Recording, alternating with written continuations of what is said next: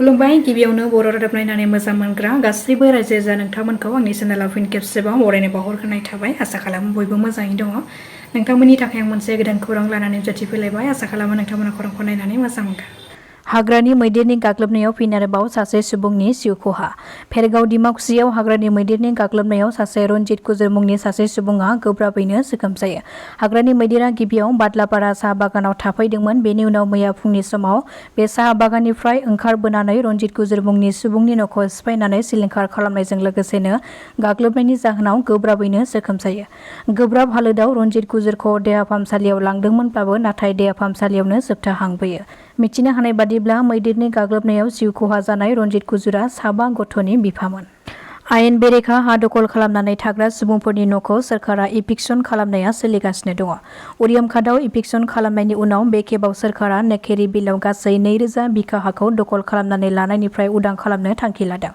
बोसोरनिफ्राय 200नि बांसिन नखरफोरा सोरखारि हाखौ दखल खालामबोदों। दिनै फुंनिफ्रायनो नेकेरि बिलआव इभिक्सन खालामनायखौ जागायजेनगोन सोरखारा। इभिक्सन खालामगोननि नटिफिकेसनखौ सोरखारा गं 205 नखरफोरनो सिगाङावनो दैथायहरनाय जादोंमोन।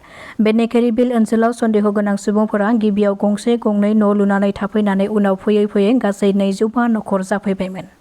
गुवाहाटीआव फैगौ नभेम्बर दानसिमहालागै गं 5 गोदान फुट अभारब्रिज जागोन। बे खौरांखौ मिथिहोदों आसामनि गिबि मन्थ्रि ड हिमन्त बिश्व शर्मा बिथाङा। गिबि मन्थ्रिया हान्था मेला खालामनायनि जेंनाखौ सुस्रांनो थाखाय खानापारा जालुकबारि लामायाव बे गं 5 गोदान फुट अभारब्रिज लुफुंनायनि खोथाखौ फोसावदों। जाहाथे हान्था मेला खालामग्रा थांलाय फैलाय खालामग्रा सुबुंफोरा रैखाथि हान्थिनो हायो। 31,500 कौटि रांनि गोरोबथाखौ केन्सेल खालामबाय भारतआ। आमेरिकानि हादोरगिरि डनाल्ड ट्राम्पआ भारतनि सायाव टेरिफ लागायनानै ब्लेकमेलिं खालामनो नाजानायनि फिथाय होनानै भारतआ 31,500 कौटि रांनि गोरोबथाखौ केन्सेल खालामो। फोरमायथिनो गोनांदि भारतनि मुवा बेसादफोरनि सायाव आरोबाव 25% सरजाबनाय टेरिफ लागायनायनि बागै आमेरिकानि हादोरगिरि डनाल्ड ट्राम्पआ थांनाय बुधबारखालि फोसावदों। बेनि सिगां डनाल्ड ट्राम्पआ भारतनि मुवा बेसादनि सायाव 25% टेरिफ लागायदोंमोन। फैगौ 27 आगस्तनिफ्राय भारतआ आमेरिकायाव एक्सप'र्ट खालामनाय मुवा बेसादनि सायाव 50% टेक्स होनो नांगोन। नाथाय ट्राम्पनि टेरिफ खान्थिखौ हेंथा होनानै रासियाबो भारतखौ थोंजोङै मदद खालामदों। बेजों लोगोसे दायो भारत आरो आमेरिकानि सोमोन्दोआ मोजां नङा।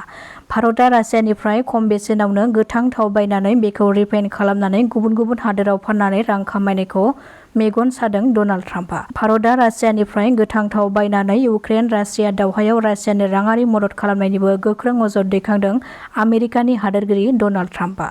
हाग्रा बिफाननि मन्थ्रि एम रनजित बसुमतारीनि नुजाथिनायाव खुंसुं दैसाजों लोगोसे गासै 3 गामियाव हानि फोरमानलाइ रानदों बिटिआर सोरखारा।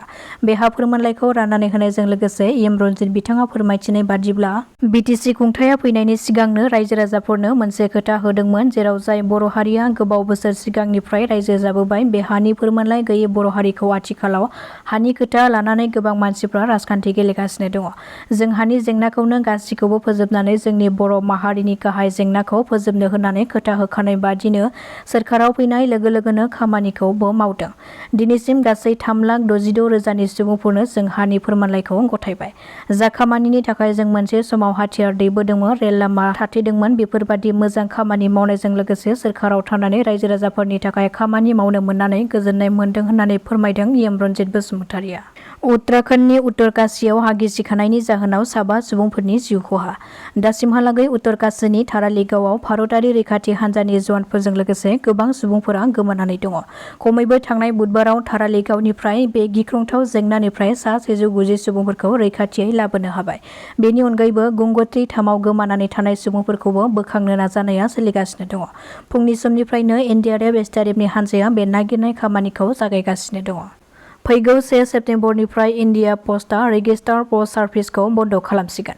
भारतारि डाक बिफाना 50 बोसोर मुगानि जोबनायखौ नोजोर होनानै गावनि मुंदांखा रेजिस्टार पस्ट सार्भिसखौ बन्द खालामनो फोसावदों।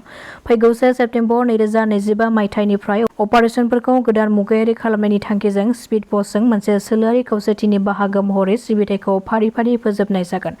मख'नो गोनांदि रेजिस्टार पस्टआ 50 बोसोरनि बांसिन मोनसे फोथायजाथाव सिबिथाय होबोदों।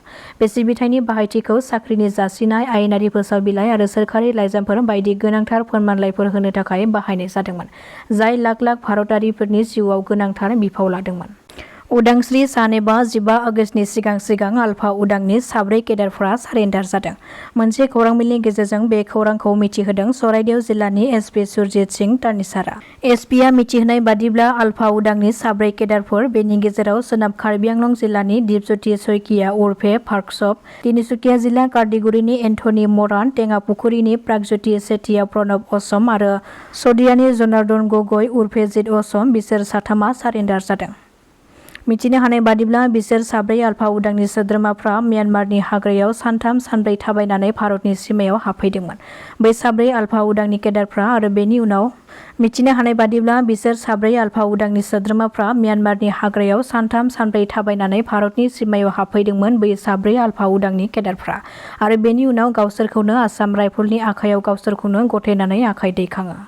खानानि गिख्रंथाव बिरखं जाब्रबथायाव रैखाथि मन्थ्रि आबहावा मन्थ्रिजों लोगोसे सा 8 सुबुंफोरनि जिउ खहा। खोला आफ्रिकानि खाना हादोराव जादों बे गिख्रंथाव बिरखं जाब्रबथाया। सुलुंनिफ्राय मिथिनो हानाय बादिब्ला खानानि राजथावनि आफ्रिकानिफ्राय आबुआसि फारसे थांबाय थानाय समावनो जादों बे गिख्रंथाव जाब्रबथाया। बे जाब्रबथायाव खानानि रैखाथि मन्थ्रि इदर ओमान बोआमा, आबहावा मन्थ्रि इब्राहिम मुर्ताला महम्मदजों लोगोसे सा 8 सुबुंफोराबो जिउ खहा जायो। बे जिउ खहा जानायफोरनि मादाव 3 क्रू मेम्बारफोरमोन। बे गिख्रंथाव बिरखं जाब्रबथाय जानायनि गुबै जाहोनखौ दासिमबो रोखायै मिथिनो मोननाय जायाखै। गुवाहाटी सोहोराव फिन उन्दै लाइमोनफोरखौ फानहरनो नाजानायनि गोख्रों अजद। जाथायनि सोमोन्दै मिथिनो हानाय बादिब्ला खामानि होगोन होननानै थगायनानै 2 उन्दै गथ'फोरखौ लाबोनानै गुवाहाटीनि मोनसे हमस्टेडसिम लाबोदोंमोन। बे उन्दै गथ'फोरखौ बेलतलानि रजमेरी मुंनि हमस्टेडआव लाखिनानै दोनदोंमोन बे उन्दै गथ'साफोरखौ। बे उन्दै गथ'साफोरा गोमानायनि सायाव नखरनि सोद्रोमाफ्रा सिगाङावनो थानायाव केस थिसननाय जादोंमोन आरो बे केसनि सायाव बिथा खालामनानै संदाननानै पुलिसआ बेलतला हमस्टेडनिफ्राय बे 2 उन्दै गथ'साफोरखौ बोखांनो हायो। दासिमनि खौराङा एसेनोसै। नोंथांमोना खौरांखौ नायनानै मोजां मोनदोंब्ला चेनेलखौ साबस्क्राइब खालामनानै लानो हागोन। गोजोन्थों।